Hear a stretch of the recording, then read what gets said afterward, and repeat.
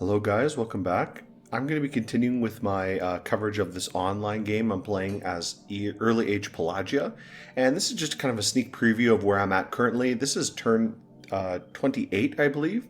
And you can see I've actually done quite well considering all my problems I've had. I wasn't able to push to the north. I decided I would try to make a deal with Therados, and I'll talk about what I did later.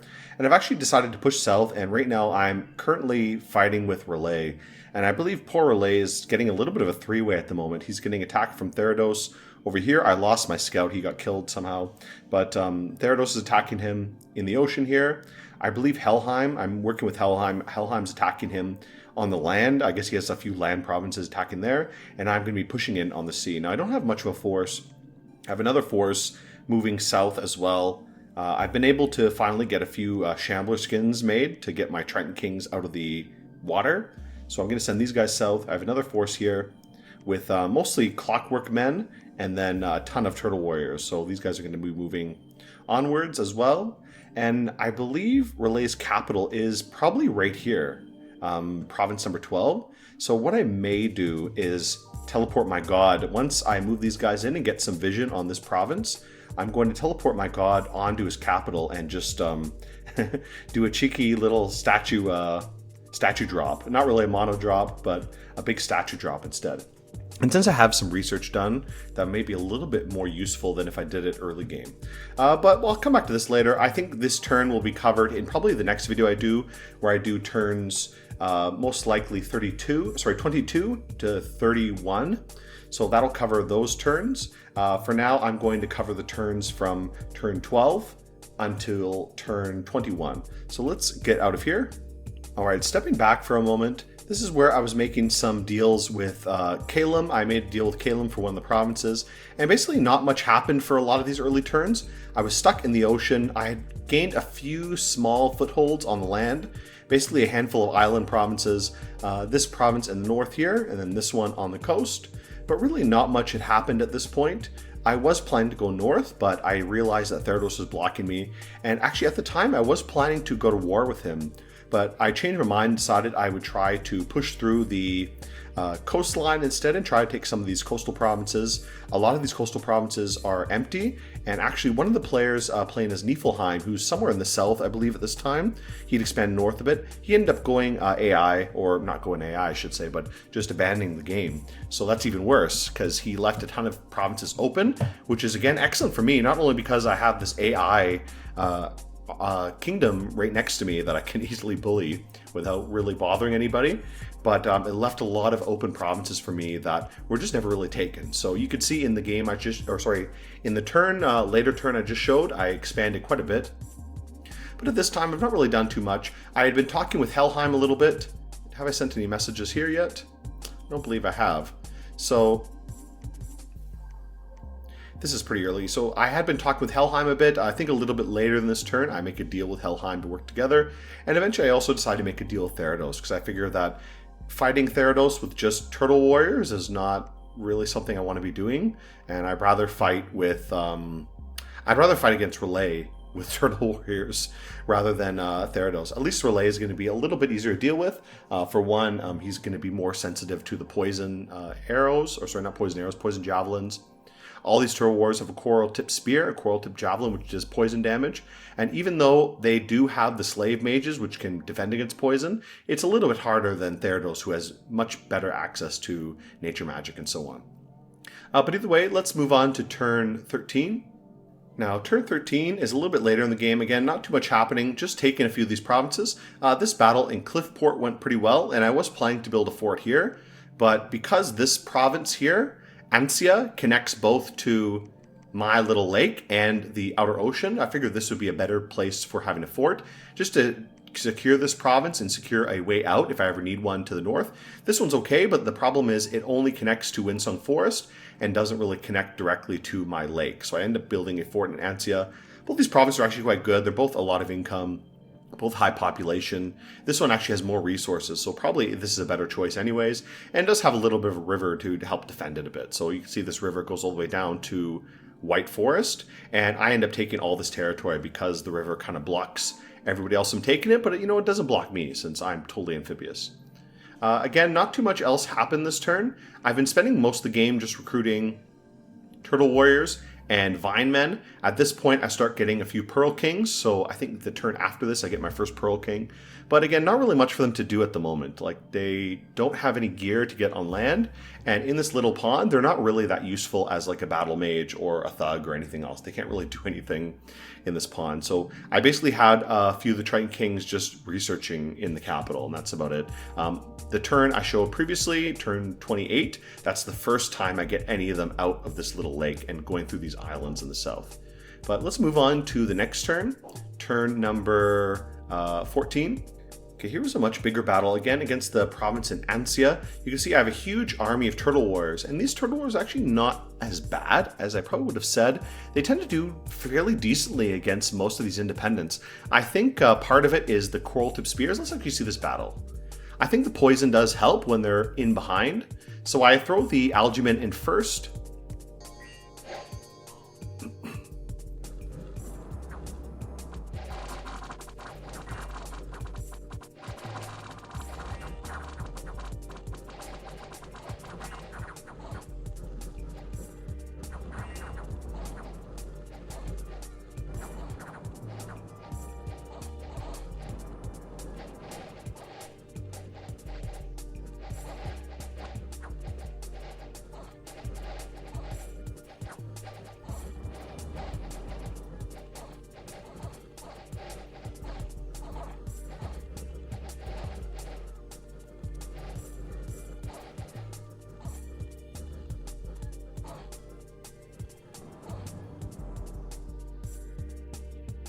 Okay, I think we'll end that there. So I'm not really sure what I would say.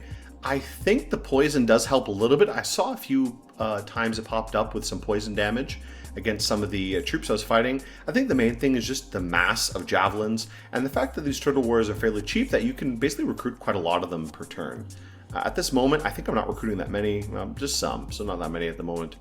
And mostly trying to get more Vine Men as well. Sorry, not Vine Men, Algamen. Algamen are also really good, but because I push them in first, they tend to also die quite quickly, which is not great. But yeah, not much else going on this turn. I think I spend most of this time just expanding a little bit, expanding a bit on the coast, and then later expanding a bit more inland.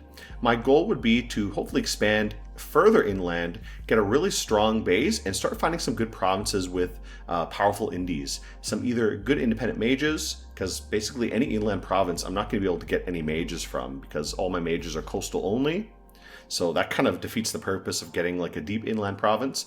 I do see a few provinces with decent mage recruits, so I'm going to try to take some of those. But that'll be a bit later. This is still pretty early, and you can see I've not really done much so far. This is what, turn 14, and I have 1, 2, 3, 4, 5, 6, 7, 8 provinces, so not doing that well at the moment. Let's go to the next turn. Okay, this is moving on to turn 15, and this is a little bit, this is the first message I get from Therados. He's telling me a little bit about his plans, working with Relay and fighting against Relay at the moment. He says apparently he's dealing with a big army from Relay, and this is kind of how it pushes me to join in on the Water Bull and not give up so easily. I see that he's fighting Relay, and Relay has a big force against him, a lot of Guardians, and so I figure that, okay, if he's busy fighting Therados, maybe I can actually decide to push south and actually take part in this again. So this battle went pretty well, just against the Fishermen. There's not really much to say here about it. Not really any losses, and not that unexpected. I just end up expanding along the coast and then heading back to the capital to pick up some more troops before heading south. That's kind of my idea. Just kind of pick up a few of these coastal provinces.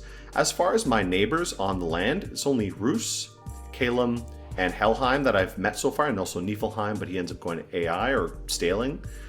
So all of these guys I have fairly decent relations with. I've not really talked to Rus at all. Kalem, I've sent him money and I've talked to him quite a bit, so I think I worked together with him quite well. Helheim I've been speaking to quite a lot as well, and working together with Relay later. So in general, I have pretty good relations with my neighbors, and that's something you really need to have as a water nation, especially a very weak water nation. You want to be able to expand without people getting bothered that you're expanding, because it can be very easy for them to kick you off the land without a really strong presence on land that's like undeniable. So as long as you can be denied, you will be denied if it is possible, or if they're there's a relevant reason for someone to do it. So you just don't want to give people that reason. You want to be diplomatic and friendly to people when you're playing as a fairly weak water nation like this one. You don't want to be upsetting people to make them want to kick you off. I don't know what Relay did. Maybe he expanded in the wrong area. I guess he pissed off Helheim, and he also pissed off someone else. I don't know who else is over here, but he definitely pissed some people off because he has a three-way going on against him eventually. Let's move on to turn 16. All right, here's turn 16, and another small battle. Again, not too much relevant, just against some infantry. These heavy infantry provinces are quite good for a nation like Pelagia.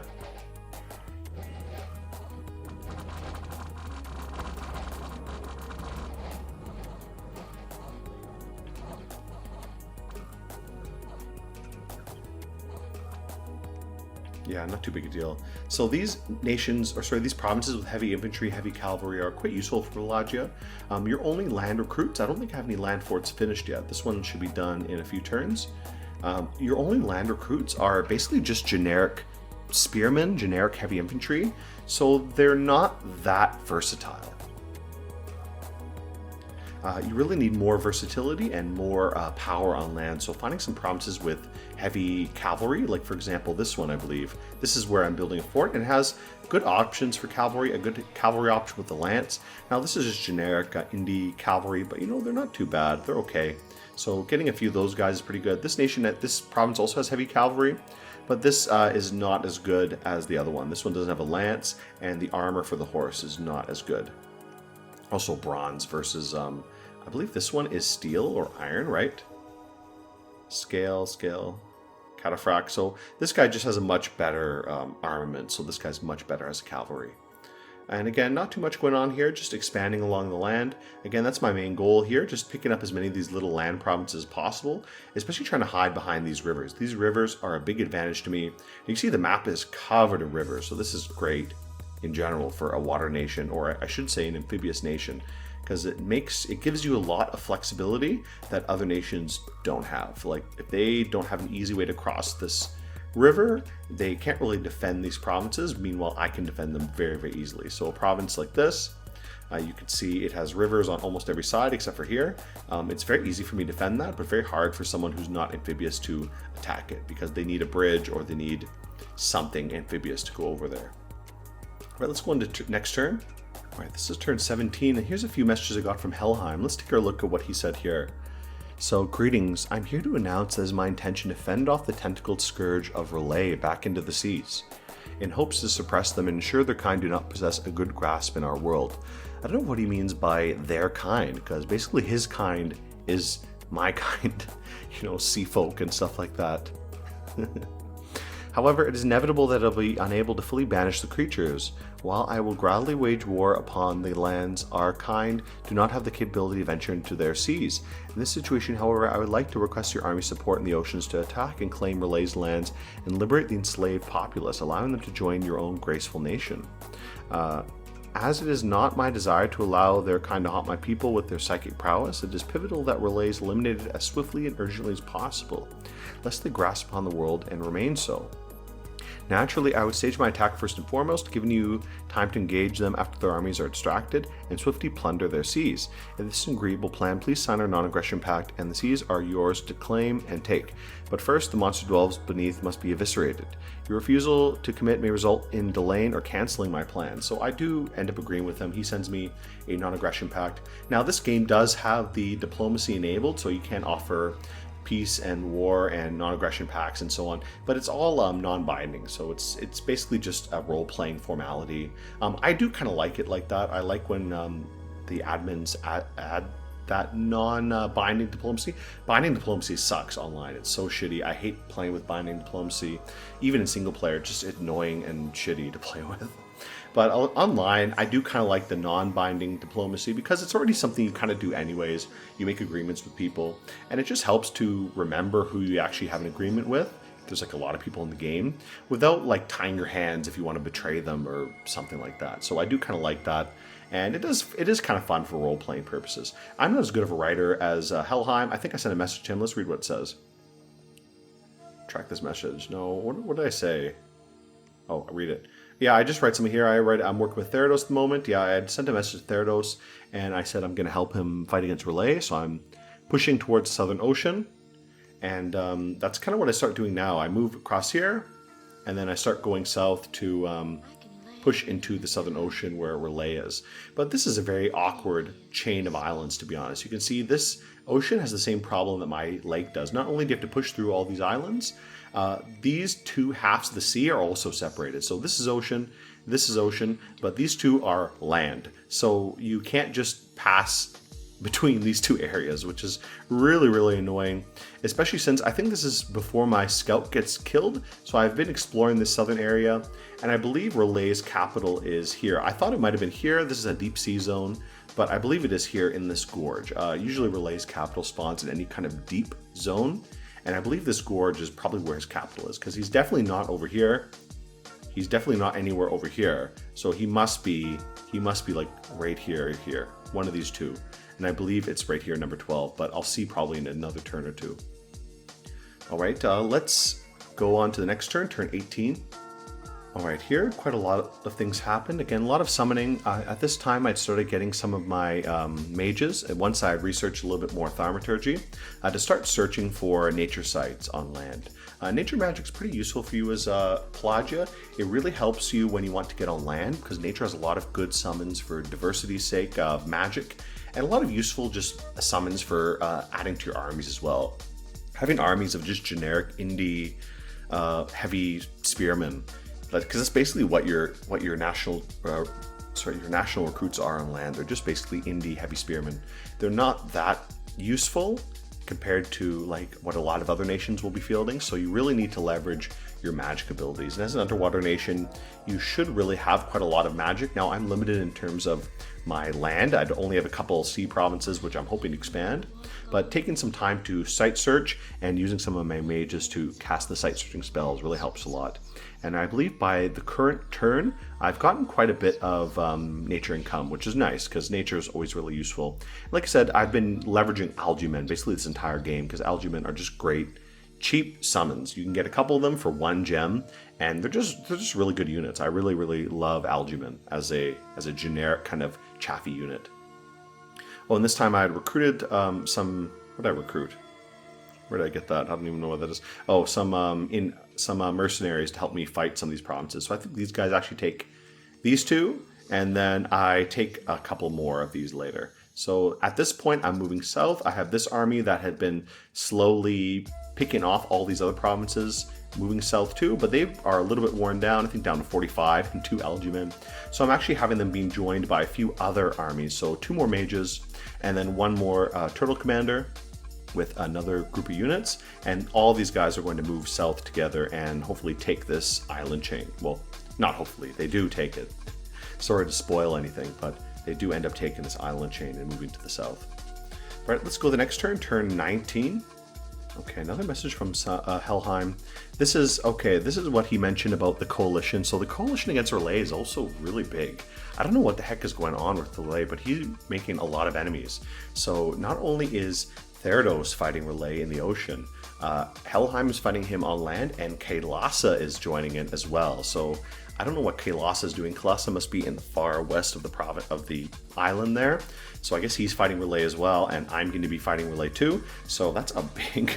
I don't know what Relay did to basically piss everybody off. Okay, a few more search spells. Again, some good sites found and some not much found. Oh, another site here. So again, just site searching a lot is always really important. I think a lot of Dominions players tend to forget to site search. And I think if my, one thing I always try to do is site search a lot. My biggest downside is sometimes I forget to scout, but I definitely try to site search as much as possible. And looks like one of my forts has been completed, so that's good. This fortress will be useful, and I just try to build a few forts around. Normally I try to avoid building forts within my cap circle, but considering the situation I'm in, where basically everything is my cap circle, I don't really have too much of an option. I just need to secure a few land provinces, and to be honest, resources don't really matter for me at the moment.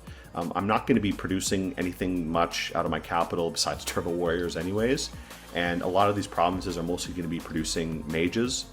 I'd like to produce these guys, the Pelagian Explorers, So basically all these little forts are just going to be making explorers. And some of them that have useful indies will also be producing those as well. But let's move on. I think there's not much here. Again, this big army, now we have quite a large army here, moving south and eventually pushing through these islands. Let's move on to turn 20. Okay, here we are on turn 20. This is where things start picking up a little bit. Another message from Helheim. A fairly large army from Relay spotted on Ctesiphon. I'm not really sure where Ctesiphon is. Across the islands on my eastern coast. So that's kind of where I am at now. He may be expanding up there. I never saw this army. I did see one army, which I don't know where it went. Maybe it went to go fight Relay. But later on, I actually do end up trapping one of Relay's armies in a little bit of a cheeky way. But I'll cover that probably in my next video when I go up to turn 30. For now, expansion across the southern islands, pretty good. Not much going on here. Again, the Turtle Warrior is actually doing surprisingly well. Much better than I really would have thought. Because these guys, I kind of expected them to just die in mass. I've never really played early age Pelagia online before. This is the first time, at least in Dominion 6. I think maybe once in Dominion 5 I played an online game as them, and I don't remember much about it, to be honest. Since then, previously I think I've played Oceania a few times in some of the older Dominions games when Oceania was Pelagia, when they were kind of the same nation. But yeah, I've actually been pretty impressed by these guys so far. I don't know if they've gotten a buff in Dominion 6, but you know they've done pretty well. So maybe just because they're fighting like kind of crappy indies, these are just generic infantry, heavy infantry, militia, but they've held up pretty well. Algamen also do quite well. The problem is the Algamen tend to die, but again, they're pointless to die. They're there to get killed, basically. I do believe that the poison javelins tends to help a lot. And looks like this was a group of the mercenaries I sent to attack somewhere. So they also did quite well. Just longbowmen.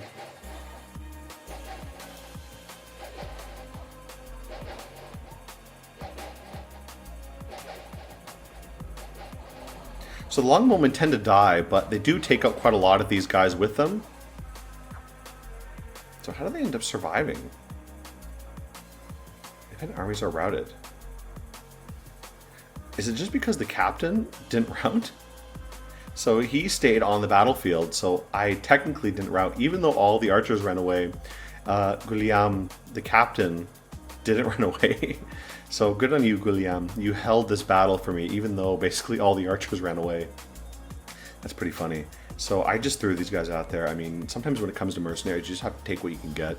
And there's not always something useful for me that I can recruit. So I recruited those guys, and they actually did quite well. I think they did 2 battles for me. They took Dead Forest, then White Forest, and that was about it. I think Guillaume, I send him off to fight here, and then I think he just dies very quickly. So not much you can do there. And again, having these guys all cast things. I also have my statue god teleport out. Teleport here to build a... What does he build? I think he builds a lab here.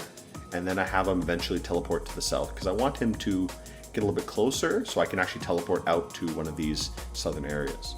And I do use him as an offensive kind of drop as well. I think I drop him on one of these provinces and use him to take it while the other army goes elsewhere.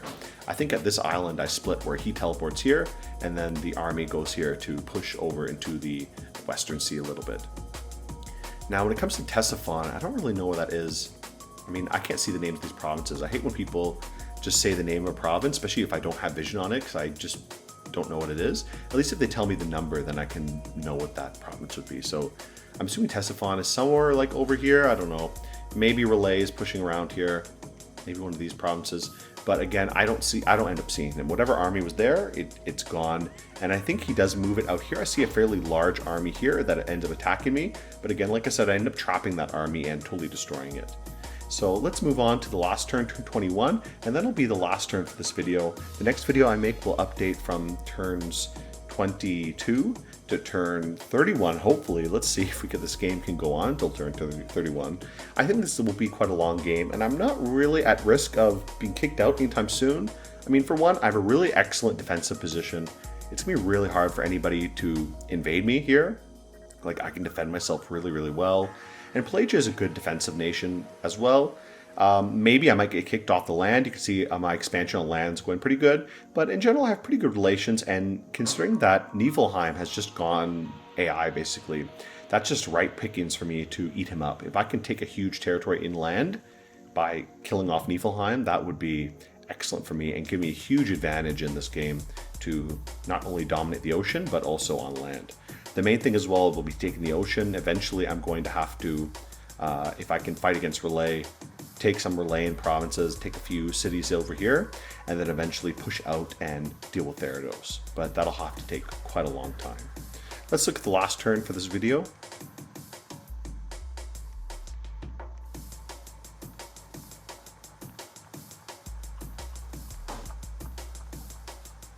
Alright, and this is the last turn for this video. You can see a few battles. Yeah, Guliam, poor Guliam, went and got speared by heavy cavalry on zone. Alright, and not much else happening here. Another Palisades went up, which is great. And a few more site searching spells, but again, not much going on. Yeah, not much found. My god, teleporting gems. This is a new spell for Dominion 6. Sorry, I made a mistake. I thought he was teleporting himself, but he teleported gems there. And a big useful thing about that is I can send gems to a commander that's far away. So you can see these commanders now all have quite a few gems. And I believe he sent the gems to one of these guys, and then I spread them out. This is kind of at the end of the turn. So I teleported the gems the previous turn to one of these mages, and then this turn I kind of split the gems between these three mages. So that's an excellent way to resupply your armies. One of the hardest things about Dominion, especially late game, is shuffling gems around. In some games, in previous games, like in Dominions 5, for example, I would just have to have lines of scouts going back and forth to deliver gems from one part of the map to another part of the map and so on, have them catch up with an army. And that's such a pain in the ass, and it can backfire so easily, where just for whatever reason your scouts get caught out in the open, you know, an army moves in there, or just a random event, or who knows what can happen. All kinds of bad things happen, and then suddenly a huge amount of gems that scout was carrying is just gone. And you can mitigate that by having more scouts following different routes, but that just increases the amount of complexity, the amount of like risk of one scout getting hit by something and still losing a lot of gems. So that's a huge pain in the ass. This teleport gem spell is so good, to be honest. It is limited, of course, to astral magic, but I mean, so many nations have astral magic, and it really gives astral nations a huge amount of flexibility where they can teleport gems. Even teleport items is another amazing spell that is just so useful, to be honest. I think that's another level of thaumaturgy. Yeah, teleport item is level 5, so that's an amazing spell as well. Like, imagine just being able to teleport some items out to a thug somewhere. You can summon a thug or recruit one and teleport him an item that could be useful for him. Like, that's just something really great. And again, teleport gems I think is even more useful. That's level 3, I believe. This is such like a great utility spell. The problem is it is Astral 3, so you need an Astral 3 mage to do it. But for example, my god, he can teleport gems basically anywhere.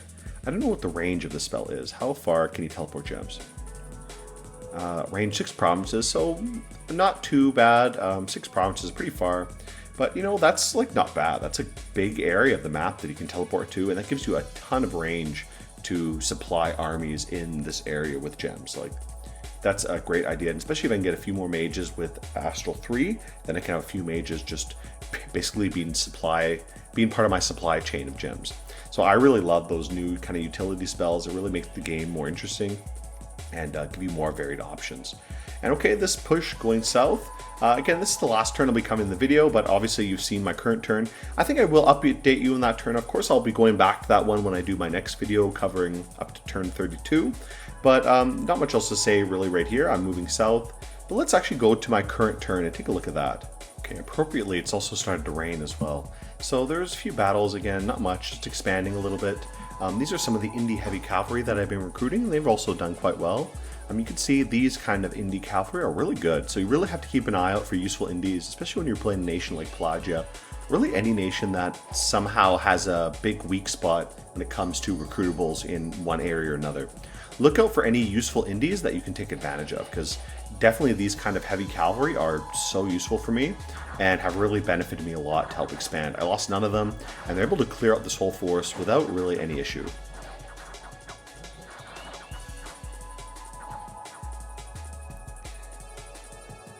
And again, I'm just having this province produce them and send them out. So that army is there. I'm going to be sending this army, instead of it, I want to attack Grey Mercs. What I would like to do next is attack this province, Grey Mercs. The reason is because I see it has Bloodhenge Druids. Now, Bloodhenge Druids are one of the few indie mages that can use blood magic. I believe they have Blood 1 and Nature 1, or maybe Blood 1, Nature 2. I'm not really sure. I think I mentioned it in my blood video that I made some time ago, but this is an excellent option to recruit these guys and break a little bit into blood magic. So I really want to take this province. Hopefully I can pick up a Bloodhead Druid, but I don't think this force alone that I have here, this force alone here is enough to break it, about 18 units. I'm going to be sending another force of cavalry down, so next turn I'm going to be recruiting another commander and a few more cavalry. Yeah, so next turn they'll be moving south and they'll meet up with these guys and hopefully be able to attack this province. So I'll have these guys loop around, they can both meet up in White Forest and then attack Grey Mercs. And it looks like nobody else is going to be attacking there. I hope Roos doesn't attack it first. He's got a big army here, which is a little bit scary. I hope he doesn't come and attack me. I can't really defend these provinces, to be honest. I have nothing to defend them against. I hope he can focus on Niflheim. That would be excellent because Niflheim's out of the game now. So I'm hoping that's a good temptation for him. This is what I've gotten in the south so far. I've expanded west, but since I realized that Relay's capital is probably over here, I'm going to start pushing east and see if I can take out his capital, wherever it is. So not much over to the west here. And another annoying thing is it looks like the west is actually blocked by another island chain. These island chains are so annoying that they're just impassable. Look at this, like 1, 2 ocean provinces and then islands here. That's like terrible. I can't even go through there. So definitely I want to go here where I'm actually in the open ocean, because this is useless to me. Going west is useless. Take 2 provinces and then stuck. I might go there later, but I mean, going this way is much better. And actually, one thing I would like to do, I'm tempted to make a fort here. These Shark Tritons are really nice, but I really don't know if it's worth doing that. I think what I might do is just recruit this a few every turn and get a commander, and then build up a small force to pop this little province. This will be hard for him to reinforce. He did have a big army here at one point, but actually trapped him with a PD dump, basically. So I left this army sitting here. He had a force of maybe like 70 or 80 units. And then I left this army here. I teleported them some extra gems to help supply them, and then I also bumped up the PD to like 30. So when he attacked me, it ended up backfiring on him massively. But yeah, not much else to do here.